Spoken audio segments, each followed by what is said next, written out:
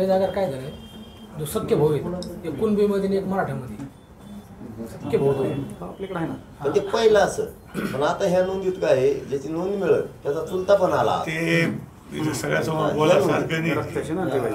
ते मागचे ज्यांनी काढलेत ना त्याचं वेगळं. या जागा काय झालंय, जो सख्य भाऊ आहे एक कुणबीमध्ये आणि एक मराठ्यामध्ये सख्य भाऊ आपल्याकडे आहे ना. पण ते पहिलं असं, पण आता ह्या नोंदीत काय आहे, ज्याची नोंद मिळत त्याचा चुलता पण आला. ते सगळ्यासमोर बोलासारखं नाही. रक्ताचे ना ते बाई.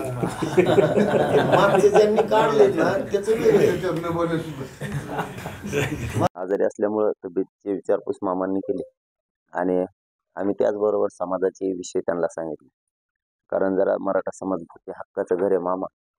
मामांना कलगारानं सुरू करत आम्ही आमच्या हक्कासाठी की सारखीचे विद्यार्थ्यांचा पाठीमागचा विषय होता तो आता मार्गी लागतो. उदय सामंत साहेबांनी त्यांनी नागपूरला त्यांची बैठक घेतली. आमचा प्रमुख विषय मामाकडे आम्ही घुमरे मामाकडे मांडला की मराठवाड्यात या 2 दिवसाच्या समिती येणं आवश्यक आहे. शिंदे साहेबाची समिती हे नोंदी इथं थोड्याच कमी सापडलेल्या, त्यामुळे समितीनं मराठवाड्यासह पुन्हा राज्यभरात काम करावं हेही मामांना सांगितलं आहे. बलिदान गेलेले काही कुटुंब येतं त्यांच्या निधीचा आणि नोकरीचा प्रश्न राहिलेला आहे तोही मामाला सांगितला आहे आता.